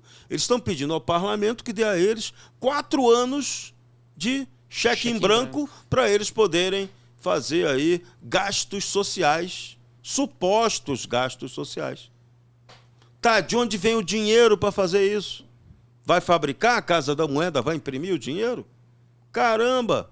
Esse dinheiro vem para o social se você fizer política industrial, política comercial, política agrária. Aí o cara vem, na campanha ele chama o agronegócio de fascista, esculacha o agronegócio. Xingando quem produz comida. Diz que vai taxar o agronegócio, aumentando o IOF da exportação, que é o que dá o lucro do agronegócio.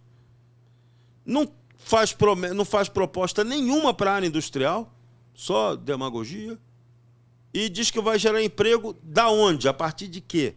Do nada? Do etéreo? Da palavra mágica, Shazam! E aí o emprego vem e cria?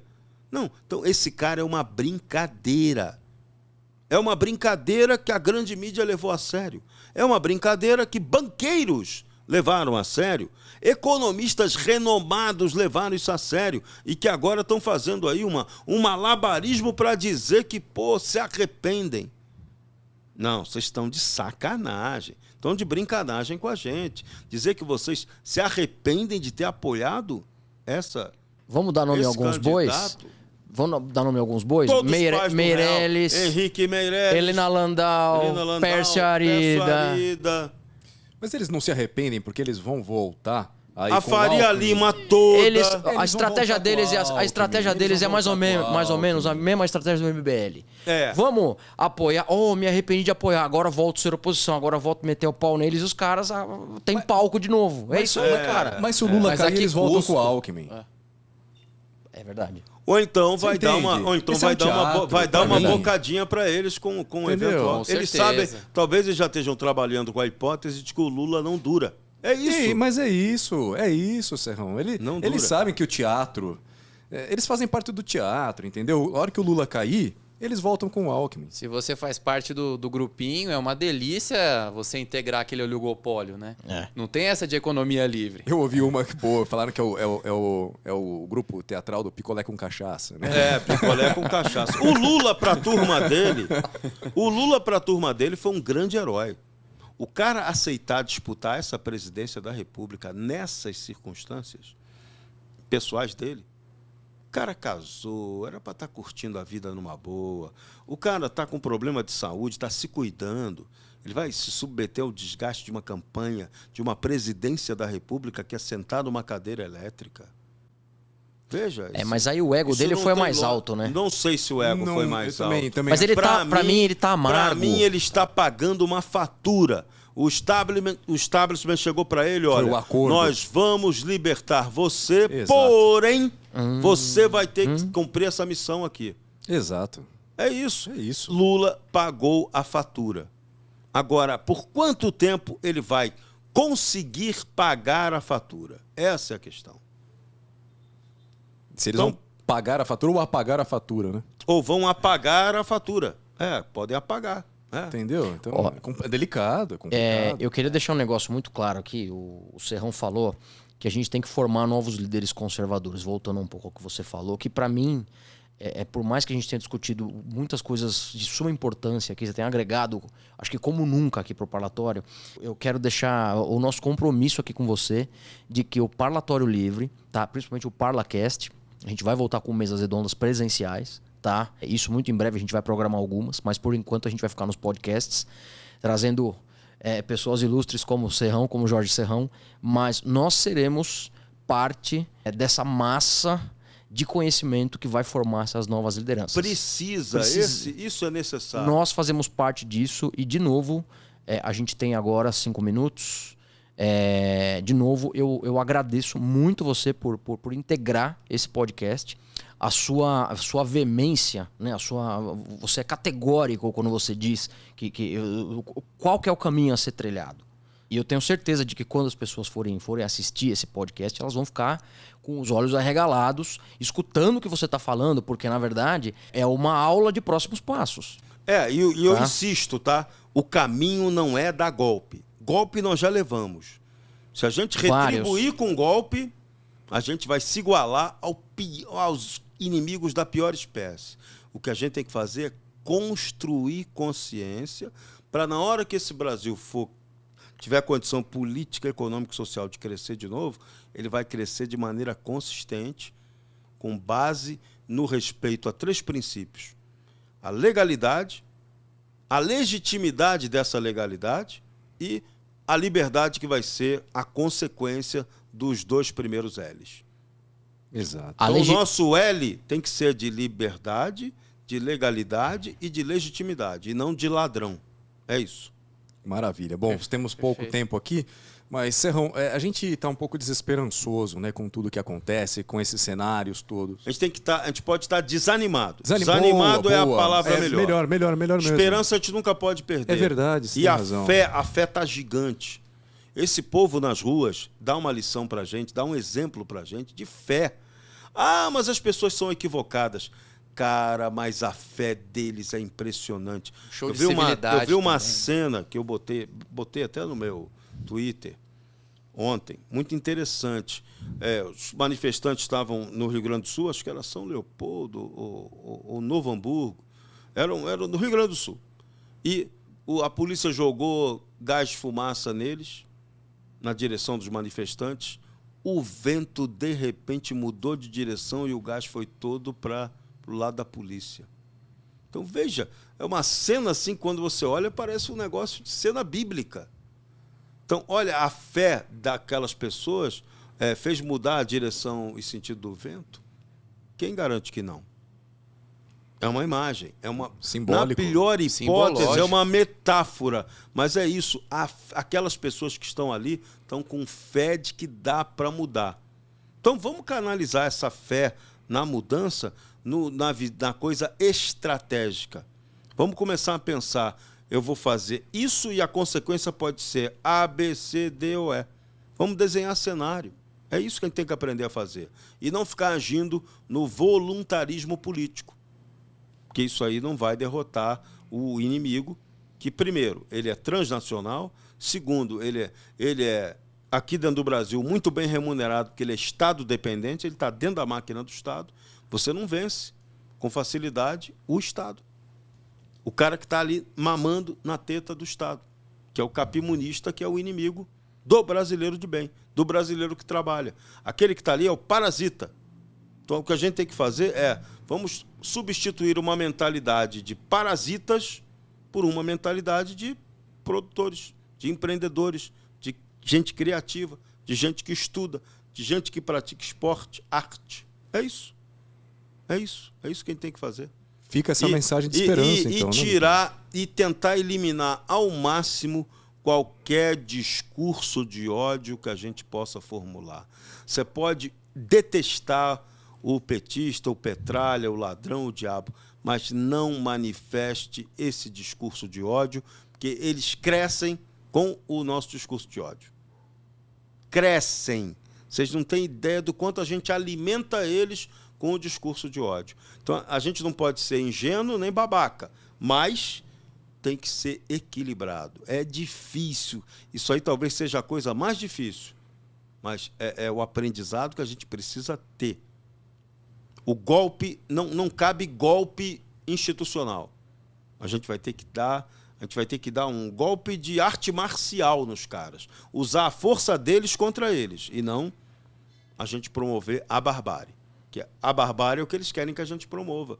Porque eles têm lá todo o aparato prontinho para nos combater na base da extrema violência. É isso. É isso. Agora, se por acaso o Brasil estourar uma guerra civil aqui, que é um cenário que você não pode descartar, aí não vai ter jeito. Aí não vai ter militar que vai poder ficar com a bunda sentada na cadeira do gabinete do quartel. Vai ter que entrar para pacificar a situação. Mas será que vamos chegar a isso? Não sei. Aí é a dinâmica da história.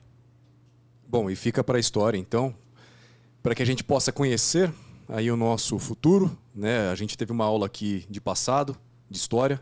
Nós tivemos uma aula do presente, do que está acontecendo, né? Com a sua atuação na Jovem Pan, com a sua atuação no 3 em 1, com a sua atuação fora das câmeras também, o quão importante é para que nós possamos ter até uma referência, Serrão, porque com a mídia que a gente tem hoje em dia, mainstream, olha, eu não consigo, faz acho que mais de 5, 6 anos que eu não assisto televisão, a grande mídia, e isso eu acho que o brasileiro recuperou através da Jovem Pan. A nossa mídia vai ter que se reinventar, todo mundo. Isso, não dá mais. Da Oeste também, um abraço para o pessoal que foi para lá. Então, assim, vocês são uma referência. Eu tive a honra de ser convidado para ir para o Oeste também. Não pude ir. Circunstâncias minhas de vida, não pude aceitar, mas fui convidado. Agradeço aqui de público a toda a equipe da Oeste, meus grandes amigos. O trabalho deles vai dar muito certo. Contem com a minha torcida. Eventualmente poderei ajudar de alguma outra forma. Agora eu não pude integrar a equipe, mas torço. Digo aqui publicamente que recebi uma oferta e recusei. É isso. E não desista. Não falei isso nem para o meu patrão. Poxa, exclusivo para o parlatório, para o Parlacast, hein? E não desista nunca, porque nós precisamos de referência, principalmente na mídia, tá bom? Sobretudo. E eu quero agradecer muito, mas muito a sua presença aqui. Eu que agradeço a vocês pelo espaço. Muito bom. O quão carinhoso ele foi comigo desde o primeiro contato. Então isso é muito importante para que vocês saibam que atrás das câmeras tem pessoas fantásticas, uma pessoa fantástica. Adorei tirar foto com a sua filha, como eu tiro foto com todo mundo, com as tias do Zap, o pessoal. É um grande prazer. E é um fenômeno diferente, né? Antigamente, quem dava autógrafo e tirava foto era artista. Porra, eu não sou artista. E a gente tira a foto, recebe o carinho, o respeito das pessoas. Acho que a função do comunicador, do jornalismo é essa. Eu não estou aqui para aparecer, ninguém está aqui para aparecer, para nada disso. A gente está para cumprir uma missão. O jornalista tem uma missão social. Só que a gente aqui no Brasil, infelizmente, se perdeu dela. Mas, assim... Confundiu a missão social com missão ideológica. Aí bagunçou. Mas você diz, pô, tô tirando foto com um jornalista. Veja, hoje, principalmente considerando... não estou generalizando, pelo amor de Deus, tem artistas incríveis no Brasil. Agora, alguns artistas, eu prefiro 1000 vezes tirar foto com um jornalista que me agregue intelectualmente, como você está nos agregando, que seja uma referência, né? Do que tirar foto com um artista aí, um cantor de alguma música que eu goste, mas pense completamente alheio. Não, do pior jeito que foi eu penso. comigo. Eu fui a uma festa que estava lá o Chitãozinho. Chitãozinho me viu e falou, todo humilde: pô, Serrão, eu sou seu fã. Eu falei, não, para de sacanagem. Que honra, hein? Você é meu fã? Então tá bom. Então vamos criar, a partir de amanhã, Chitãozinho e Serrãozinho.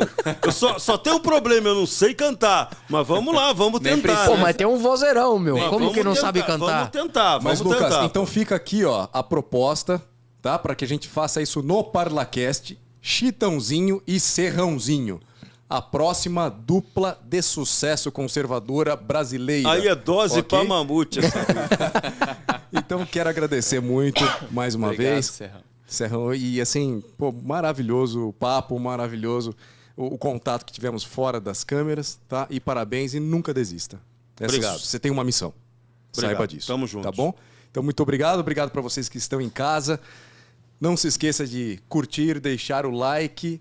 E é assim que você faz o pagamento para a gente aqui, que não recebe R$1, 1 centavo, mas a gente precisa difundir estas ideias, não só conservadoras, mas de liberdade para o nosso Brasil, tá bom? Muito obrigado e até o próximo capítulo. Valeu, obrigado. Valeu, tchau, tchau.